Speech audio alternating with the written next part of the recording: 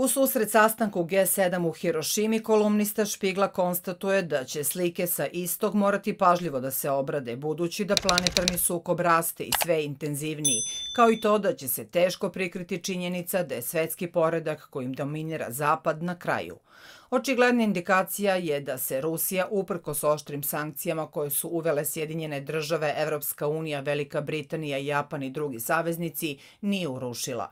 Međunarodni monetarni fond je naveo da se ruska ekonomija do sada pokazala otpornijom nego što se očekivalo, te da će prema ekspertima u Vašingtonu ove godine rasti brže od proseka eurozone, čak i ako se pojačaju sankcije na zapadnu tehnologiju. Zapad je zamrznuo ruske devizne rezerve u dolarima, evrima i funtama, u velikoj meri sprečio trgovinu između Zapada i Istoka, smanjio uvoz nafte i gasa ili na njih uveo gornju cenu, zabranio osiguravačima da osiguraju pomorski transport i još mnogo toga. Ali moskovska ekonomija nastavila je da napreduje i to pokazuje koliko se svet promenio poslednjih godina, piše kolumnista Špigla. Glavni razlog zašto sankcije Zapada uvedene Rusiji ne funkcionišu je jer ih brojne zemlje ne priznaju, Latinska Amerika, Afrika i veliki delovi Azije, ili ih pak zaobilaze. Kina, Indija i drugi kupuju rusku naftu i gas koje Zapad više ne želi ili ne može da dobije po sniženim cenama. Pritom Rusija za njih ne prihvata zapadne valute. Dakle, Rusija nikako nije odsečena od ostatka sveta. Sjedinjene države i Evropska unija mogu da zabrane korišćenje dolara i evra, ali ne i juana ili rupija. Sjedinjene države i Evropska unija sada sve više ciljuju na zemlje i kompanije koje pomažu da se zaobiđu zapadna ograničenja Rusiji, što dodatno urušava njegov ugled i popularnost. Dalje, Saudijci, koji su decenijama imali bliske veze sa SAD-om, idu svojim putem. I to ne samo kada je reč o donošenju odluka o proizvodnji nafte. S tim u vezi treba obratiti pažnju na predstojeći samit Arapske lige u Rijadu. Značajna je i nedavna poseta Pekingu brazilskog predsjednika Lula de Silve, koja po rečima kolumniste Špigla može shvatiti kao nepogrešiv signal da zemlja nije voljna da bude rob Vašingtona, Berlina ili Brisela. Uz to Lula je ranije odbio da prodaje municiju za stare tenkove Leopard, a za potrebe Ukrajine.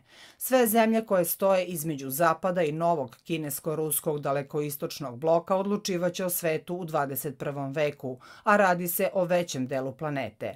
Među njima su i Indija, Indonezija, Brazil, Nigerija, Južna Afrika, države koje je Zapad ubrajao među svoje prirodne saveznike. Međutim, sada nema nikakvih naznaka o obnavljanju starih savezništva. I što su ove zemlje pogođenije zapadnim sekundarnim sankcijama, to će se jaz između njih i Zapada povećavati.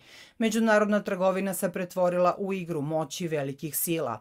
SAD i Evropska unija su napustile svoju liberalnu trgovinsku doktrinu i sada posmatraju ekonomsku arenu kao mesto za strateške sporove.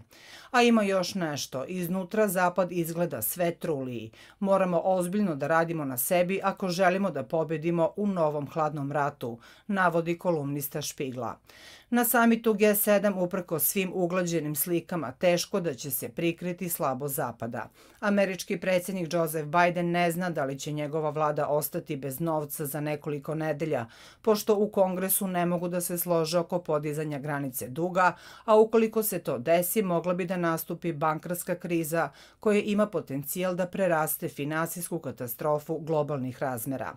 Treba li Kini i Rusiji i njima sličnima dodatni dokaz dekadencije i nesposobnosti Zapada?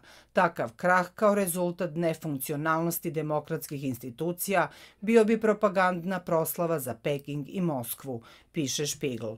U poređenju sa Bidenovom administracijom, rukovodstvo Evropske unije je potpuno dezorijentisano. Umesto da se sabere i napravi iskorak s obzirom na promenjenu situaciju u pretnji, premalo se dešava prekasno. Evropska vlada nema pojma u kom pravcu bi Evropa trebalo da se razvija, što je još jednom demonstrirao Olaf Scholz u bledom govoru ispred parlamenta Evropske unije. Francuz Emmanuel Macron zalaže se za stratešku autonomiju za koju Evropska unija nema ni vojnu vojna sredstva, ni političke strukture. Velika Britanija je senka same sebe jer je oslabila izlaskom iz Evropske unije. U Evropi se slabo mogu videti ekonomska dinamika i razumne političke energije. Ne, Zapad zaista ne ostavlja dobru sliku, komentariše Spiegel. Ekonomija posuste, evropska vojska je slaba, jedino raste dug.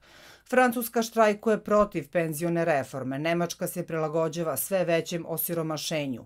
Italija je uveliko na tom putu. Populisti spremaju nestašluke sa obe strane Atlantika. Život je možda i dalje dobar u Evropi i Severnoj Americi, ali da li mi ozbiljno verujemo da možemo da poslužimo kao održivi model? Možemo li biti inspiracija neopredeljenim delovima sveta? Hoćemo li opstati u sistemskom nadmetanju sa dalekoistočnim režimima? Ozbiljno sumnjam u to. Moramo da budemo bolji na više načina, zaključuje kolumnista Špigla.